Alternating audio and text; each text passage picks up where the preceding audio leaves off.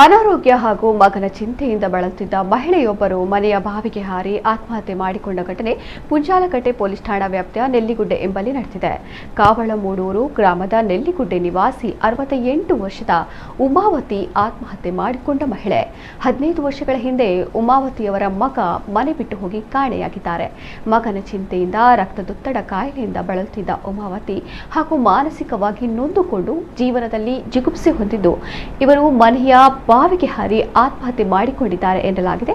ಮುಂಜಾಲಕಟ್ಟೆ police ಠಾಣೆಯಲ್ಲಿ ಮೃತರ ಕುಟುಂಬದವರು ನೀಡಿದ ದೂರಿನಂತೆ ಪ್ರಕರಣ ದಾಖಲಾಗಿದೆ.